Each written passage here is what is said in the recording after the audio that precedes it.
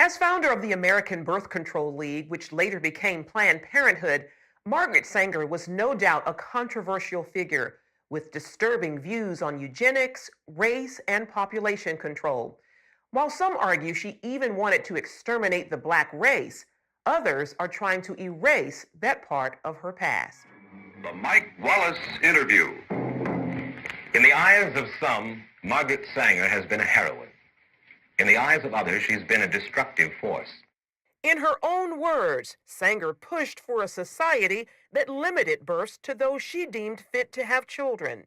I think the greatest sin in the world is bringing children into the world that have disease from their parents, that have no chance in the world to be a human being, practically. Delinquents, prisoners, all sorts of things just marked when they're born. In 1916, Sanger opened the country's first birth control clinic. As a member of the American Eugenics Society, she advocated improving the genetic composition of humans through controlled reproduction of different races and classes. She often wrote about the issue in the journal she founded, called the Birth Control Review. In 1919, writing, I personally believe in the sterilization of the feeble-minded, the insane, and the syphilitic. The most urgent problem today is how to limit and discourage the over-fertility of the mentally and physically defective. Many point to a 1923 New York Times interview as proof of Sanger's racist motives, in which she referred to people as weeds, saying, It means the release and cultivation of the better racial elements in our society and the gradual suppression, elimination, and eventual extirpation of defective stocks, those human weeds which threaten the blooming of the finest flowers of American civilization.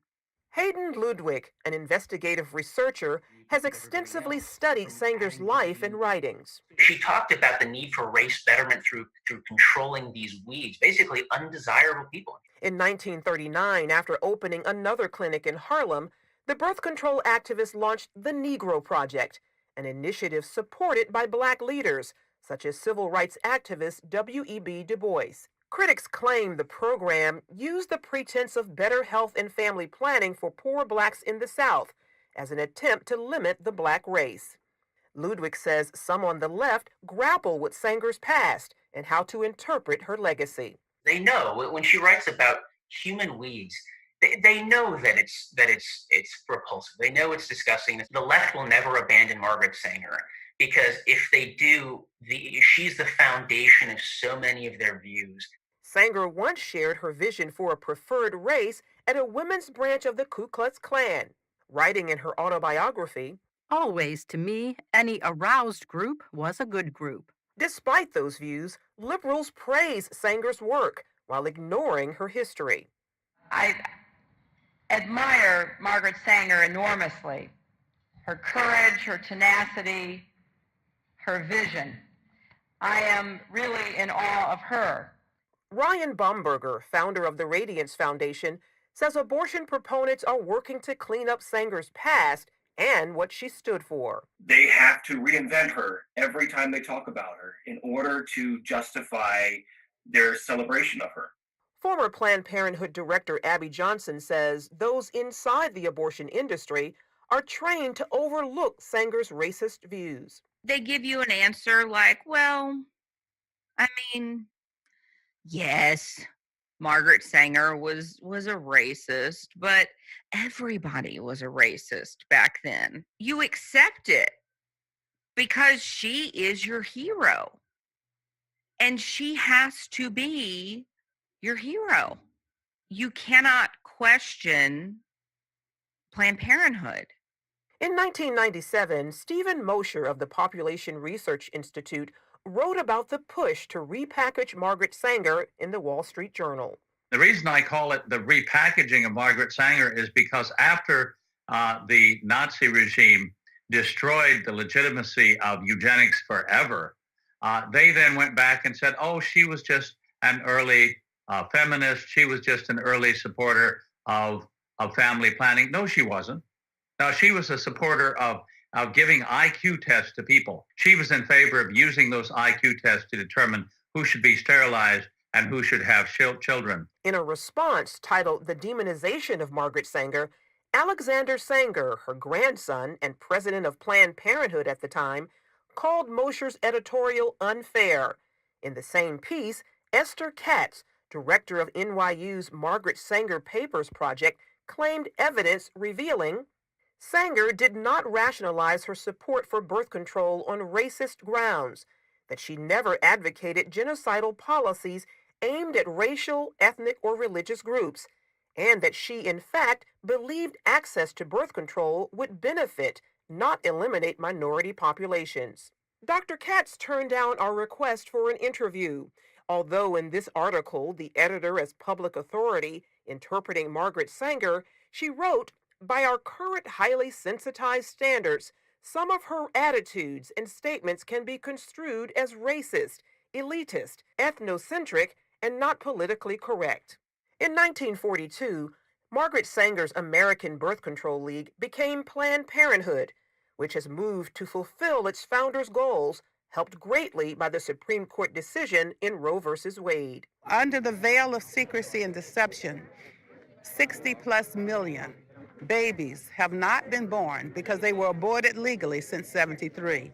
1/3 of that population belong to the African American community. A frightening and telling number given blacks make up only 13% of the U.S. population.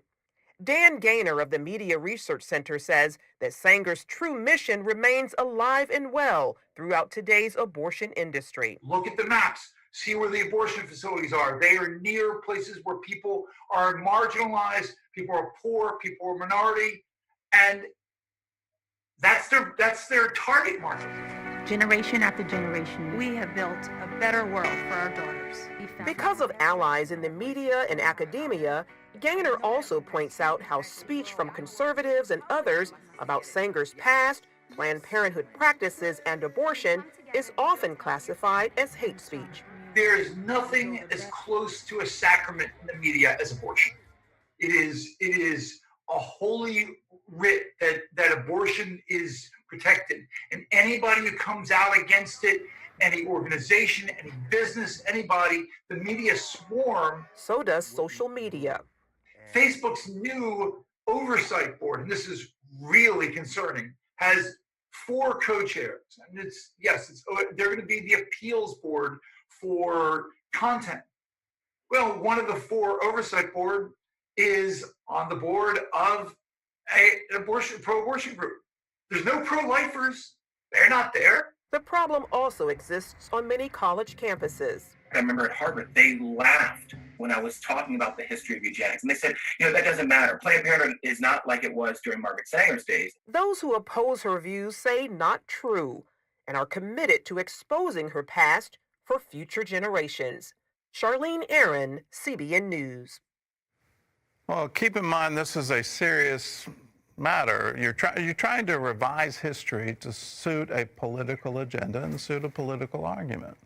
The source of that story, curiously, is a group called NewsGuard, and what they're self-appointed watchdogs of news organizations, and obviously coming from the left. CBN News had published a series of articles on Alveda King and had quoted her accurately, saying that Margaret Sanger thought that black people were human weeds.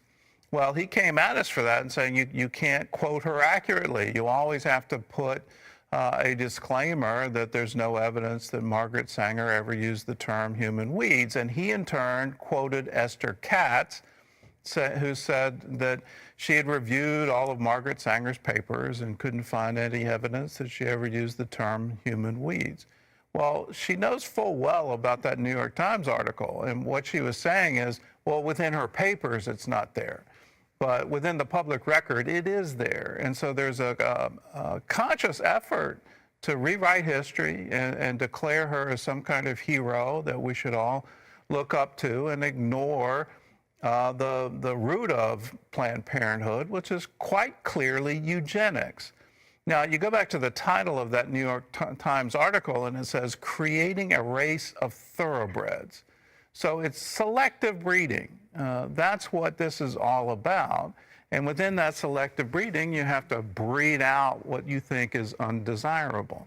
Well, in today's world, that is morally reprehensible. And you can't change that history, and you shouldn't even try to change that history. I don't understand this, but here at CBN News, we want to set the record straight. Here's what Margaret Sanger really believed. And it's interesting because it is very much like Hitler and the move against the Jews. Well, eugenics was at the core of Hitler. Exactly. And we all recognize how reprehensible that was, but because this has political attachments to it for other issues, other things, including this issue. I mean, people just refuse. Yeah. Just refuse. And if you doubt that there's some eugenics behind it, just take your own survey. In my hometown, when you go out and look for the Planned Parenthood, you have to drive to certain neighborhoods to find those clinics. There's a reason that they place them geographically there, so that they're in walking distance. Do that same test in your hometown, and then take a look at, well, where do they geographically locate these clinics? And then you've got to start asking the question, why? Well, CBN is launching a new prayer initiative, and part of that prayer is seeing some of this well, you change. You look at what's going on in America today, and you look at the drive, and it's a just drive for equality in America. Yes. And, you know, look at this past story. What would America look like today if 20 million African American babies had not been aborted? Well, how far along would we be to racial equality? We've got COVID-19. There are locust swarms. There are hurricanes that are being threatened. Our economy's in shambles. We're so politically divided, we can't even talk to each other. Let me underline that one. We can't have a conversation. We have to shout at one another. And we have to try to outshout one another. We need to pray. We need to have God come in and bring peace. For far too long, the narrative around reproductive rights has been dominated by sanitized views that ignore the complex and troubling history woven into its fabric. Margaret Sanger, often heralded as a pioneer of women's reproductive rights, sits at the nucleus of this narrative. Yet beneath the veil of her accomplishments lies a disturbing legacy rooted in eugenics and systemic racism. We, as a community, must confront this truth head-on, for our understanding of our past informs the work we must still undertake to secure our future. To understand Sanger, we must delve into the early 20th century socio-political landscape that shaped her ideology. Sanger's advocacy for birth control emerged during a period rife with eugenic thought, where many white Americans believed in the need to improve the genetic quality of the population. This was not simply a fringe idea. Eugenics was widely accepted among academics, policymakers, and even medical professionals. Sanger, influenced by this doctrine, championed birth control not out of a pure desire for women's liberation, but rather as a tool to curb what she deemed the undesirable segments of society. This context is crucial. Sanger's writings and public statements reveal an unsettling admiration for eugenics and a profound belief in the superiority of certain races over others. She dangerously subscribed to the belief that not all lives were equally valuable, unequivocally expressing her disdain for the poor and people of color. Sanger's infamous connection to the Negro Project sought to reduce the Black population under the guise of improving health and quality of life. Her aim was not to empower, but to control, reflecting a deeper societal impulse to regulate the bodies of those marginalized by systemic inequality. It is particularly disheartening to consider how the very organization she founded, Planned Parenthood, exploited and perpetuated these beliefs. Many Black communities were targeted for her initiatives, and although the rhetoric of choice and freedom permeated her discourse, the underlying motive suggested a longing for demographic engineering, rather than genuine reproductive autonomy. The paternalism exhibited by Sanger and her contemporaries was rooted in a belief that they, rather than the communities themselves, knew what was best for Black families. It's essential for us to voice these truths because ignorance perpetuates harm. While some may argue that Sanger's intentions were misplaced rather than malicious, we can no longer afford to dismiss the implications of her actions. The arrogance inherent in her views, believing oneself to be a steward of betterment, remains alive today in the practices of institutions that profess to serve our communities but instead engage in systemic oppression. We must also reckon with the modern-day implications of Sanger's legacy. The dialogues around reproductive rights can overlook the continuing impact of eugenics-inspired policies in healthcare, particularly those that disproportionately affect Black women.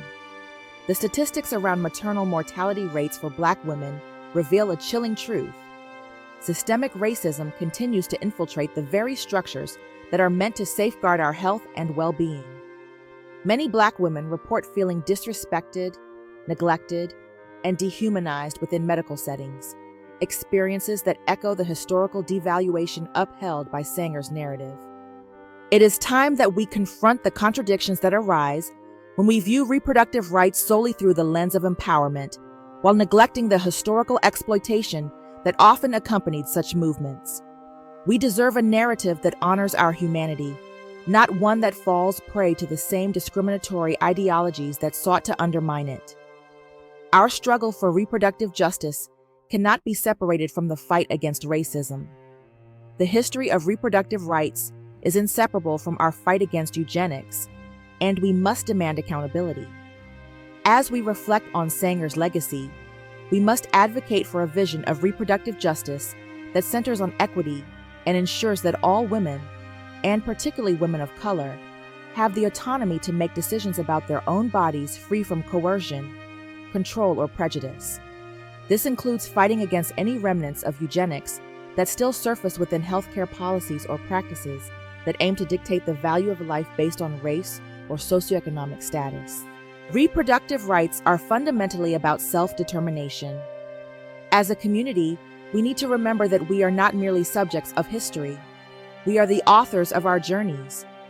By acknowledging the complex truths about figures like Sanger, we can reclaim our narrative and drive towards a future that is genuinely inclusive and empowering for all. It's time to dismantle the inherited structures of oppression and replace them with pillars of justice and equity.